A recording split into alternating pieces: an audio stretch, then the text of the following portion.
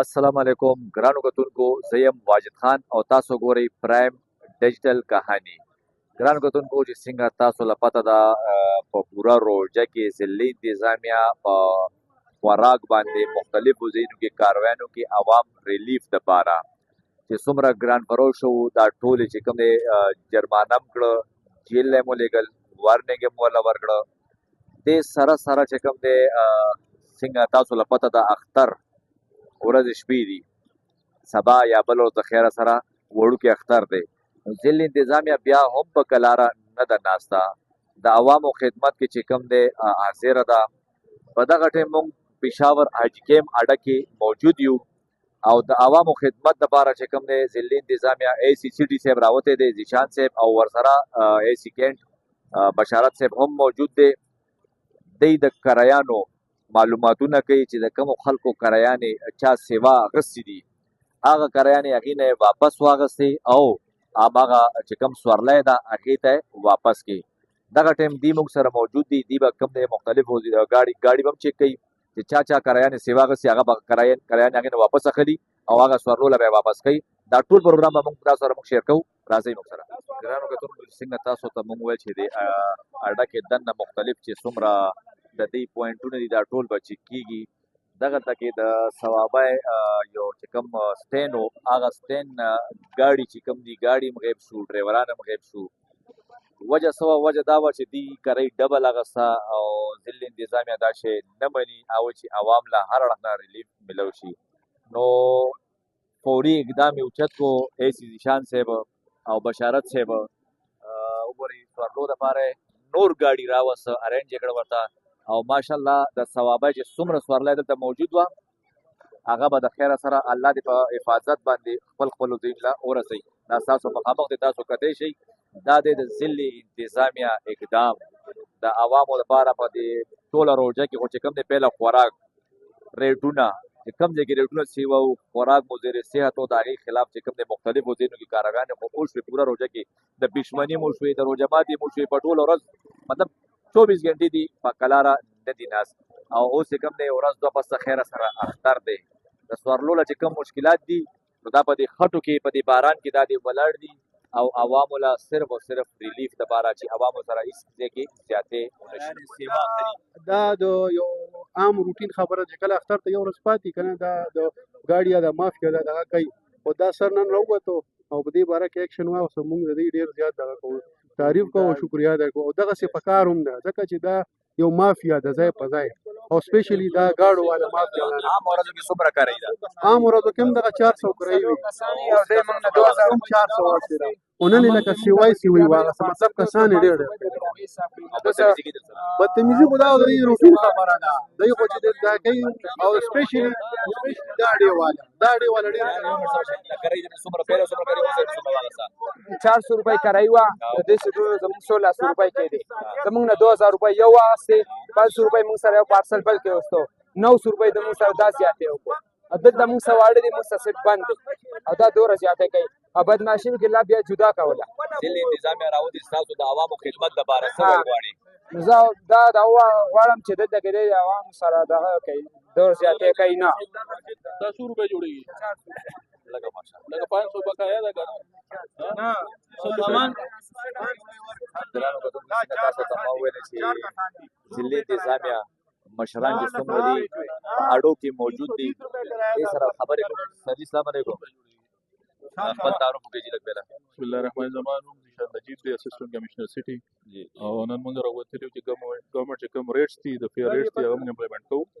مختلف شکایات راځي وقتاً فوقتاً نو موږ وزټ کوو. نن چونکې اختر ورځې را روانې دي نو موږ په دې راغلي اډې ته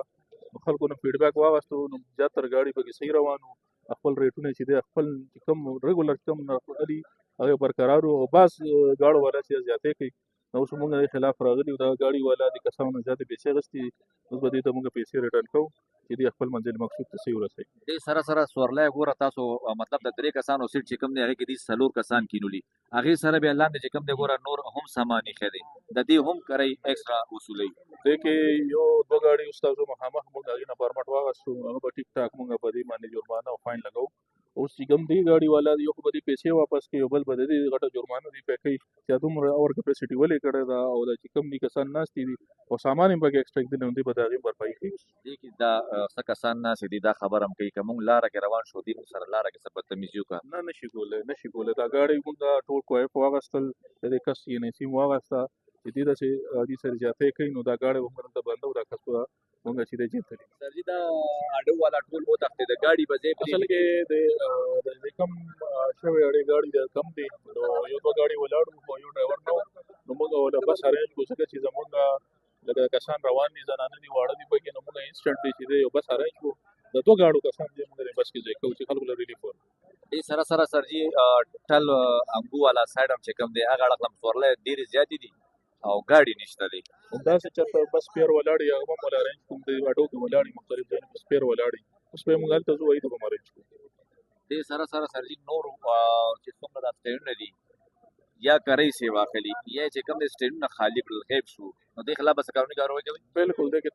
ستاسو وړاندې موږ تقریبا 3 ګاډو والا نه چې دی شناختي ګاډي هغې هم باقاعده کوایف واغستل کې زنانه پکې وو ماشومان پکې وو ګاډی موږ الاو کړو خو هغه کسان چې دي موږ ته هغه پرمټ او صحیح سر کړي دي هغې خلاف به قانوني کاروايي کېږي چې دا آینده داسې کار ونه کړي. دا ذیشان صاحب خبرې تاسو اورېدې بشارت صاحب هم ولاړ دی هر سړی وایي چې یاره ماله دې ریلیف میلو شي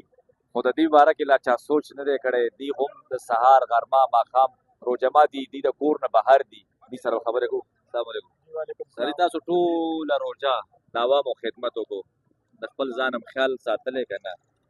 نه دا عوامو خدمت چې دی دا سړي ته یو سکون ورکوي ما ته نو بس دا زما خیال دی او زه امید لرم الله پاک نه چې الله پاک به ښه اجر هم راکوي او الله پاک چې دی زمونږ چې کوم مسایل دي یا مشکلات دي هغه به په دې دغه کې حل کوي انشاءالله. دا بالکل بې لوس خدمت دی او بینګ پبلک سروینټ چې دی مونږ چې دی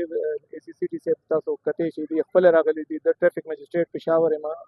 زموږ ډیوټي چې ده باقاعده ډیپټي کمشنر پېښور چې دی دا راغولې وه دي ولې چې هغوی ته د خلکو د تکلیفونو احساس دي چې اکثر دا چې خلک د چوټیانو کې چې کورونو ته ځي نو دلته ډېر زیات بلیک میلینګ کېږي او خلک ډېر زیات په عذابېږي